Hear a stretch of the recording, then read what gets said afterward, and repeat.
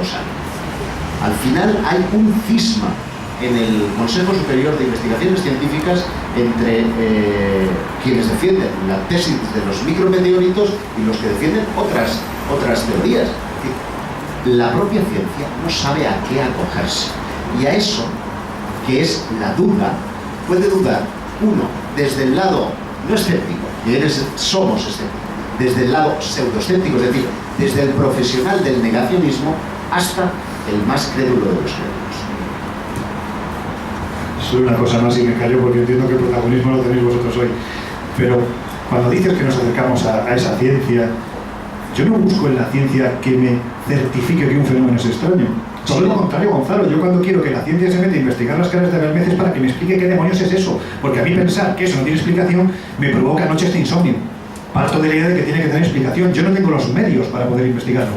Y entiendo que hay quien los tiene. Yo creo que una de las grandes paradojas del mundo paranormal es que acudís, como tú dices, a la ciencia, pero cuando la ciencia no dice lo que queréis que os diga, entonces la ciencia no sirve.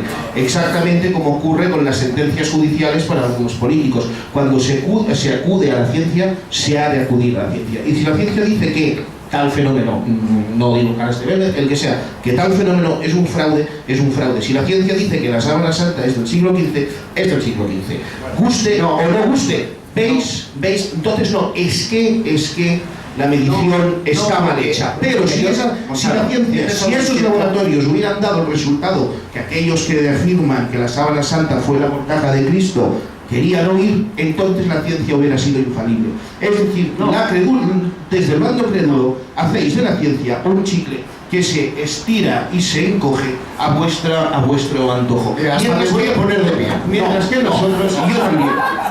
Yo te digo que porque tienes que saber, es que no me llaman. ¿Entendéis lo de los pimpineros?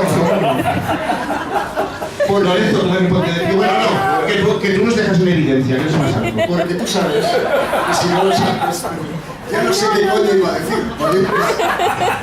Pero es un ring de boxeo, en esta esquina. No, lo que quería... Bueno, también está claro que en este dúo yo aporto el físico, ya lo veis. Lo que quería explicar, y he empezado con ello, es que en el caso del meteorito extraterrestre de Marte, aún hoy, desde el 84, llevan 20 y tantos años debatiendo si eso no es extraterrestre. Bueno, ya lo solucionarán. Necesitaron 4 siglos para descubrir que la Tierra da vueltas a la Nacho ya lo dio, luego dijo que no, luego que sí, luego que no. Ahora, la sábana santa, si se dice, la ciencia dice que no, ya es no para siempre. No, está sujeto a revisión, lo mismo que se dijo Diego y luego digo Diego. Lo veis, al final resulta, como digo, que cuando la ciencia dice aquello que quieres oír, la ciencia es la ciencia, pero cuando no dice lo que quieres oír, todo está sujeto a revisión, repito, exactamente igual que una sentencia judicial. ¿No ves la diferencia? Y yo le decía que una de mis ventajas es que no parto de a priori. La diferencia es que a mí, que la ciencia me diga que las sábanas santas del siglo XV me parece bien, porque además el entorno histórico,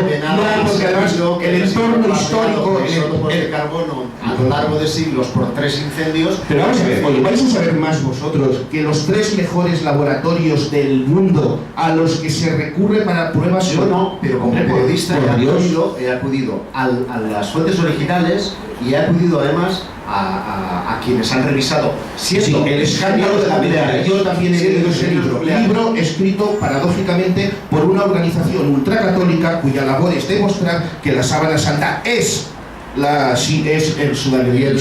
Por lo tanto, hombre, digamos que muy a priori objetivos no son. Y en el caso del patólogo Villalain, que deduce las posiciones del sudario en base a estudios patológicos, deja de ser un patólogo eminente por el único hecho de que está analizando... De que pertenece a una organización católica. Hombre, que yo sepa, la única organización que pertenece es a la Facultad de Valencia, me dirás tú.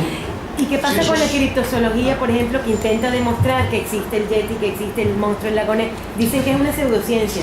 Pero fíjate, una de las cosas que ocurre es que el misterio, y en realidad tanto los misteriólogos como los escépticos tenemos también la culpa de eso, llamamos misterio a todo. A mí la criptozoología, yo os decía que entiendo que existe el misterio, que reconozco que existe el misterio, y a mí los misterios me apasionan. La síndrome, pese a no creer que es el sueño de Cristo, me apasiona, me parece un misterio histórico y artístico apasionante. La criptozoología, los OPARTs, eso sí me parecen misterios que no ofenden a la inteligencia. En fin, la posibilidad de comunicarse con los espíritus difuntos, eso ofende a la inteligencia. Pero la criptozoología, los OPART, no ofende a la inteligencia. Puede haber lugares en el que se haya parado la evolución para determinados animales. En 1914, lo digo en el libro, en 1914 los científicos, todos los científicos del mundo, estaban absolutamente convencidos de que ya lo habían descubierto todo. Todas las especies animales y vegetales ya se habían descubierto. Esto lo decían los científicos, esos que yo defiendo, en 1914.